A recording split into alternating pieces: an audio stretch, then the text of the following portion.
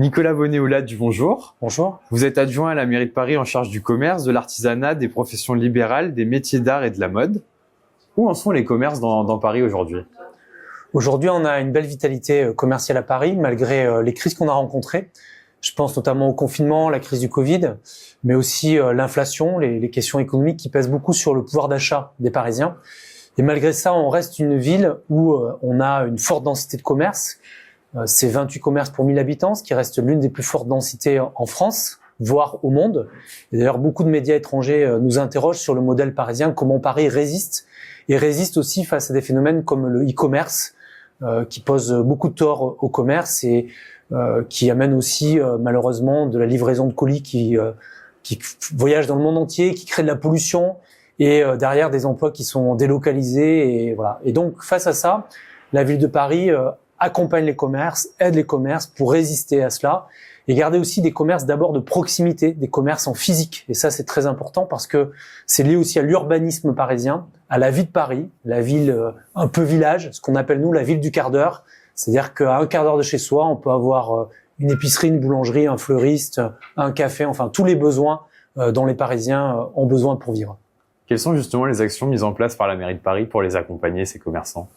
D'abord, contrairement à d'autres villes, on a une forte intervention dans l'immobilier. Ça veut dire que la ville de Paris est propriétaire, achète, préempte des commerces et installe les commerçants et les aide à s'installer.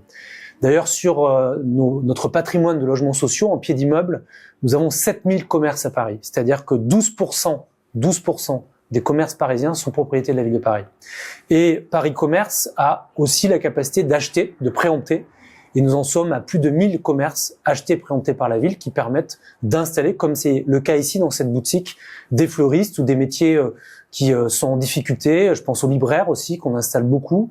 Je pense à des activités liées au textile aujourd'hui. J'ai inauguré la boutique de Awa Paris, qui à la fois est une entreprise d'insertion professionnelle, où c'est des personnes qui ont eu des parcours de vie difficiles, mais aussi qui fabriquent à Paris, qui relocalisent la fabrication du textile et qui a maintenant une boutique pour présenter, un showroom pour présenter son style de mode.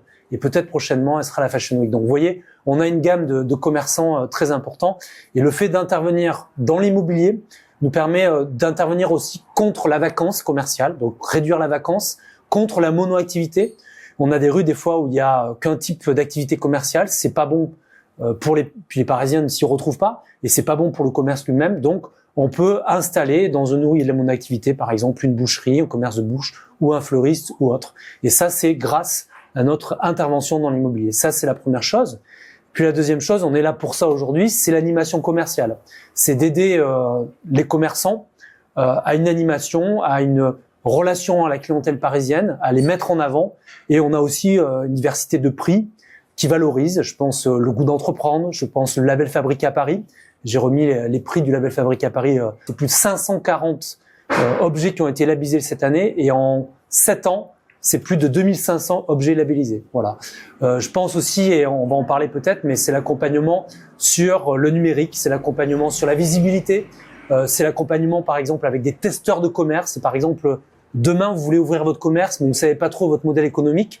Eh bien avec Paris Commerce, vous pouvez tester pendant 3 semaines, voire peut-être un peu plus, votre commerce avec un loyer modéré durant cette période. Et là, vous voyez si ça marche ou pas. Et puis si ça marche, vous pouvez aller après voir Paris Commerce et trouver un autre commerce. Donc ça, c'est plein de supports, d'animation.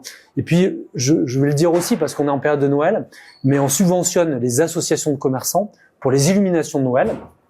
Et aujourd'hui, c'est presque 1 million d'euros que la ville injecte dans les illuminations de Noël. J'ai inauguré plusieurs marchés de Noël un peu dans tout Paris qui permettent aussi de renforcer l'attractivité commerciale des quartiers. Aujourd'hui, on est au sein de la boutique AK Fleuris, qui est le 100e commerce à être accompagné dans le cadre du programme digital Costo. Qu'est-ce que c'est et pourquoi l'avoir mis en place? Alors, on s'est rendu compte, et je l'ai dit, que l'une des crises principales du commerce dans le monde, c'est l'offensive du e-commerce. C'est-à-dire qu'aujourd'hui, vous avez des grands sites, notamment en Chine, on en connaît certains, mais aussi aux États-Unis, qui livrent en ville et qui s'attaquent directement au commerce en physique. Et cette livraison par le e-commerce nous pose plusieurs enjeux. D'abord, c'est de l'emploi qui est complètement délocalisé, donc c'est la perte d'emploi physique dans Paris. C'est aussi de la circulation de colis et notamment l'émission de CO2 avec beaucoup d'objets qui circulent sur toute la planète. Et en même temps, c'est des gens qui ne contribuent pas à l'impôt en France. Et donc, notre rôle à nous, c'est d'une part de installer des commerçants pour l'emploi, pour développer l'emploi à Paris. Et vous avez ici une jeune apprentie qui a été recrutée par le commerçant. Donc, on voit que son installation a permis notamment de prendre en apprentissage. Mais c'est aussi l'enjeu de relocaliser. Et de relocaliser, c'est bien sûr lutter contre tous ces colis qui sont livrés à Paris et donc d'être sur des enjeux environnementaux et avec une traçabilité. Là, vous avez des fleurs de saison qui sont toutes pratiquement issues de France, voire un peu d'Europe, peut-être de Hollande, parce qu'on sait que c'est la Hollande qui fournit beaucoup les fleurs, mais qui sont dans un périmètre en circuit court et assez proche. Donc, c'est un enjeu important et costaud. Pour faire face à l'offensive du e-commerce, c'est d'accompagner les commerçants sur les outils digitaux. C'est-à-dire les applications comme Facebook, Instagram, Twitter, faire des petites vidéos, poster, etc. et s'adresser à leur clientèle.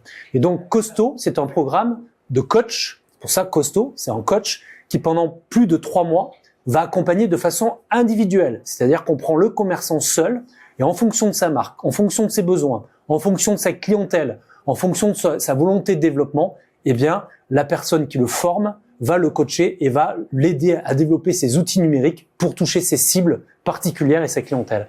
Et c'est ça qui fait qu'aujourd'hui, certaines boutiques résistent au e-commerce et ont une clientèle locale, référencée, et des personnes qui sont fidélisées par cet outil.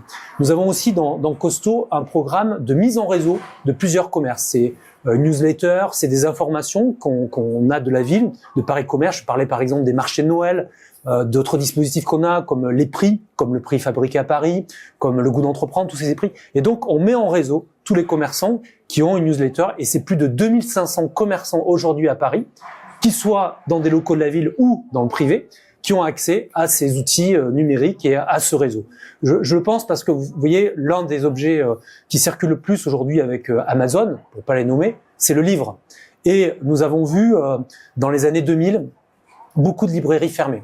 On pense notamment à Gilbert Jeune, à Gilbert Joseph, où on a vu que ça a chuté.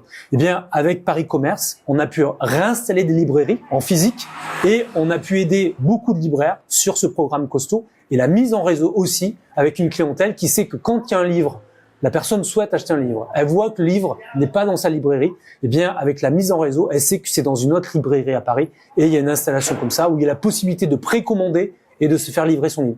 Donc, on voit que le numérique, c'est un accompagnement extraordinaire et c'est vraiment un besoin pour les commerçants maintenant pour faire face au e-commerce et pour fidéliser sa clientèle. Que doit faire le commerçant pour faire appel à ce programme? C'est très simple. Il va sur le site Paris Commerce, il va rencontrer les équipes Paris Commerce qui sont place de la République et on l'accueille et il constitue un dossier puis ensuite il est accompagné. Voilà, donc c'est quelque chose de très simple. Paris Commerce est un guichet unique aujourd'hui que nous avons créé avec la maire de Paris depuis 1 an et nous allons ouvrir, c'est un peu en exclusivité, au mois de janvier, un nouveau site internet qui sera tout nouveau, beaucoup plus souple, beaucoup plus accessible, que je vais inaugurer au mois de janvier, qui sera le portail, la porte d'entrée unique pour le commerce à Paris. Comment vous voyez l'avenir des commerçants à Paris? Je l'espère rayonnante. Et pour nous, les commerçants, c'est aussi d'abord du lien social. C'est du lien aux Parisiens.